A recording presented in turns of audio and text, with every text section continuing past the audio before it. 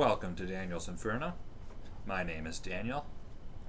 Today is Election Day in Canada. Election 2019. A very important election in my opinion.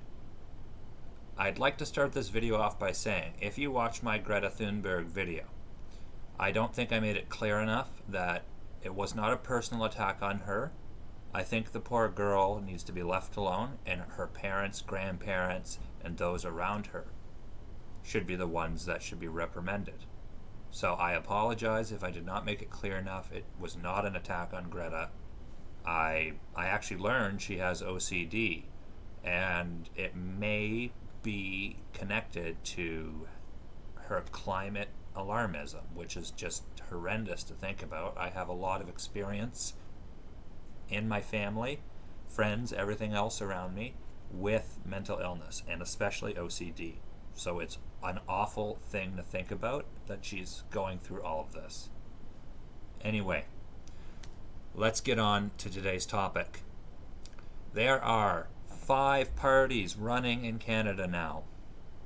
And I thought, because it's election day, I would go over some topics and some things about each party. So what I tried to do is find stuff that was unique and stuff that was possibly problematic, and I tried to be as unbiased as possible. I talked to a number of people across the political spectrum to come up with what I hope is a fairly comprehensive and unbiased list for each party. So we are actually going to start off with the newest party, or newer party I suppose, which is the People's Party of Canada. So, I'm going to let you just read the titles of what their proposals are. We're not going to actually go into them. So, the People's Party of Canada, things that, in my opinion, were unique to them.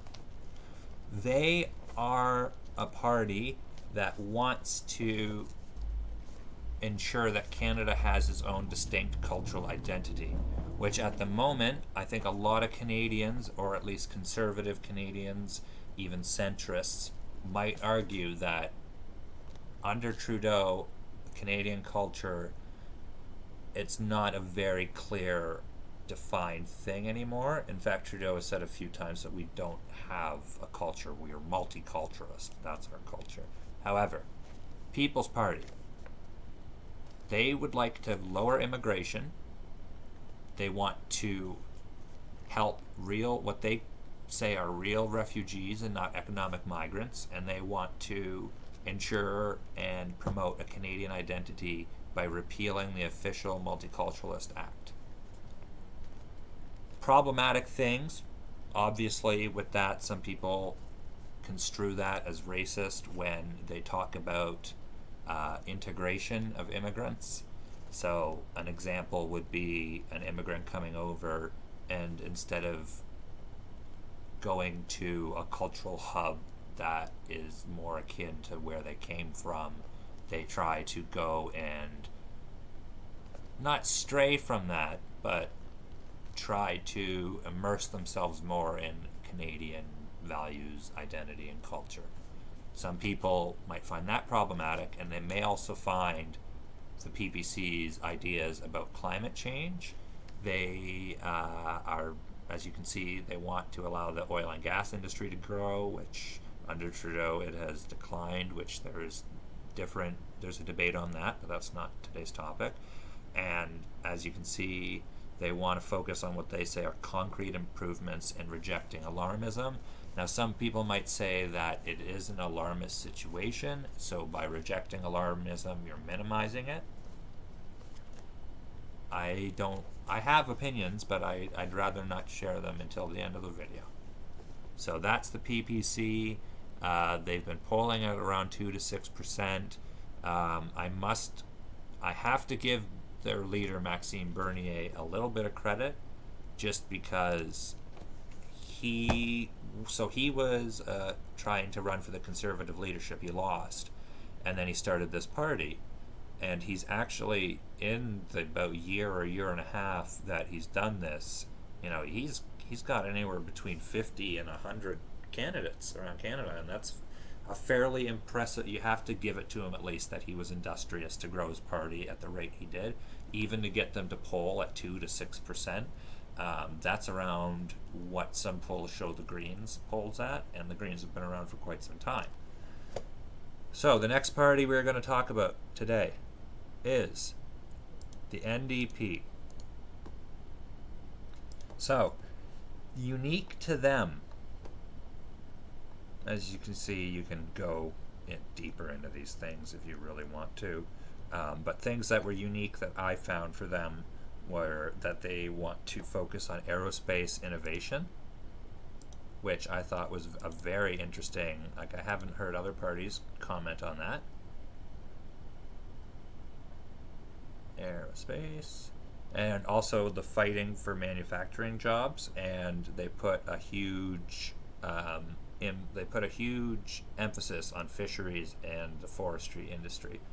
So other parties do talk about forestries and fisheries, obviously, but I think the NDP put a bit more emphasis on it, so that was what was unique.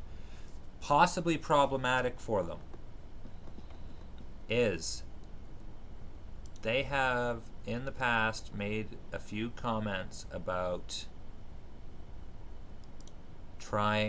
doing things like pharmacare, which would cost around $10 billion a year for everyone to have all of their medication paid for.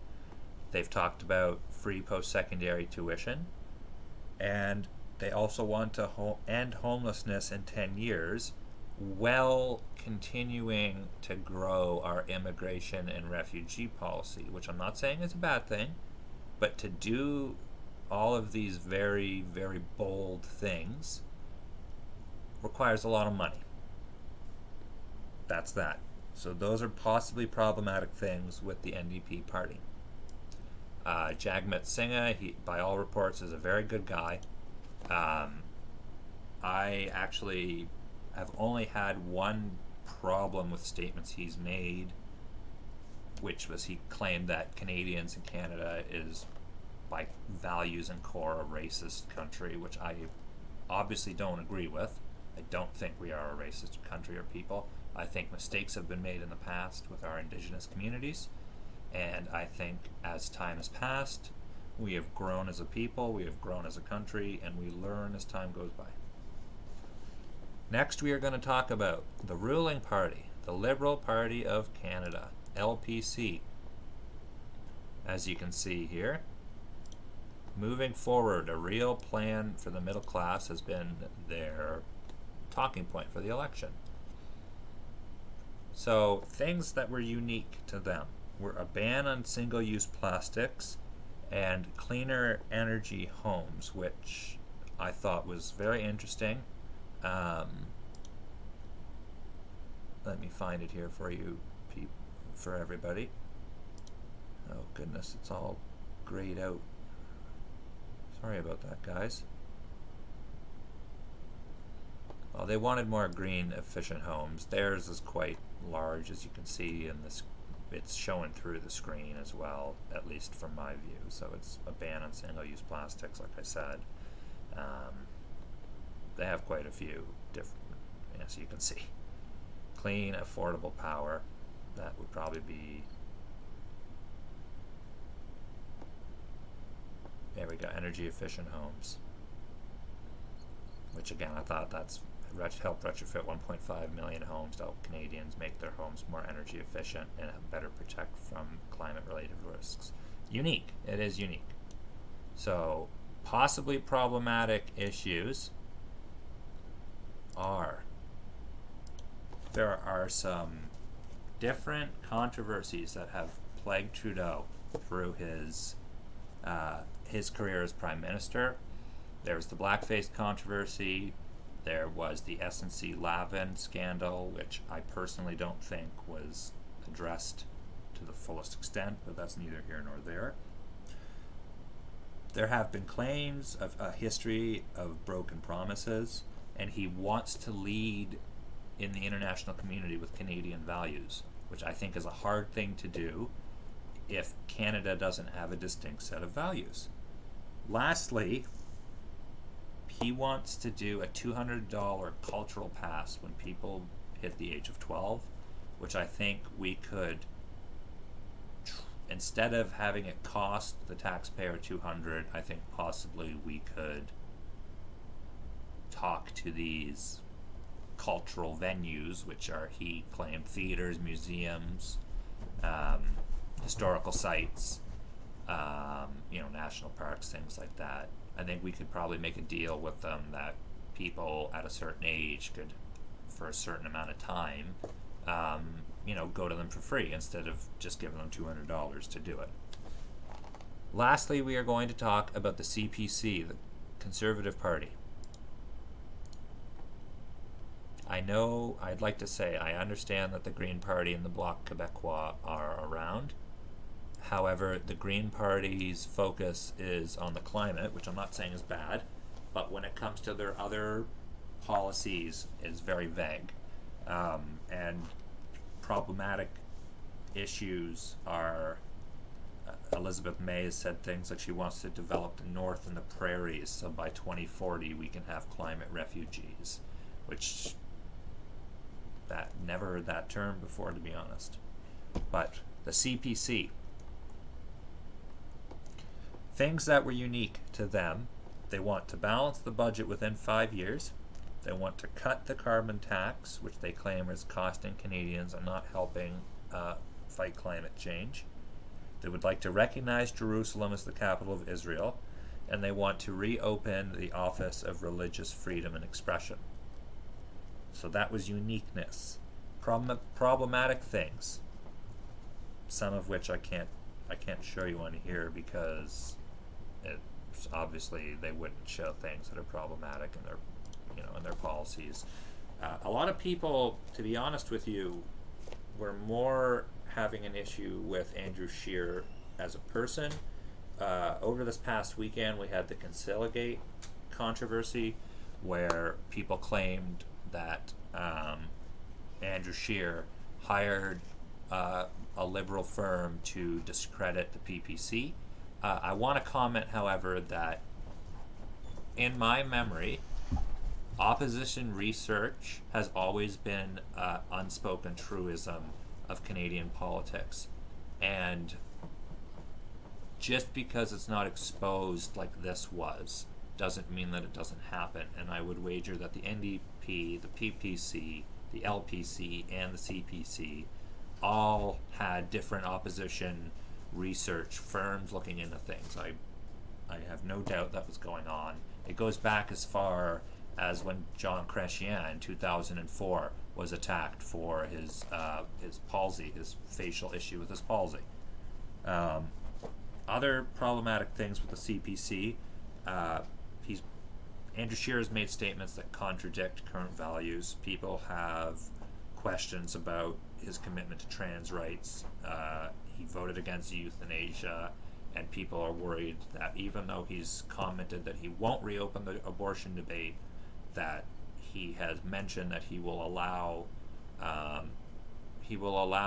MPs to bring forth bills that will help protect the rights of unborn children, which almost sounds to people like an underhanded tactic of trying to undermine abortion rights. Whether or not that's true, not sure, but that's the problematic issues with the CPC and Andrew Scheer. A lot of people also say maybe he's not innovative enough, he doesn't want to spend enough for us, whether, there's argument whether or not we're in a position to actually spend. I have this last article to show you, just gonna go through it real quick with you. It's just a roundup of the party platforms, of what people, I don't actually want to see the whole platform, obviously, but like the Liberal leader boasted his government has cut taxes for the middle class, raised basic personal income tax deduction, gun control policies for the Liberals. Scheer has talked mostly about taxpayer and pocketbook issues and different things he wants to do to save people money, cut income tax rate for the lowest bracket. Again, this article here, I'll put it in the description. It's a fairly good article if you just want a quick summarization to surmise what the parties are doing. NDP, as I mentioned, implement universal pharmacare. So again, this article it's fairly decent by CBC, fairly unbiased. For once, usually I find CBC not the greatest source, but at least in this article, for this regards, it was not bad. Lastly, I would like to say to every Canadian, every person watching, it is your right, and in my opinion, your responsibility as a citizen to vote. By voting, you make your voice heard. If you're not happy with the candidates, you can protest vote. There are ways to make changes. Just remember to go out, vote for whoever you think represents you, your values, and Canada, or your country, the best. Thank you all for watching. I'm Daniel's Inferno. Have a wonderful election day.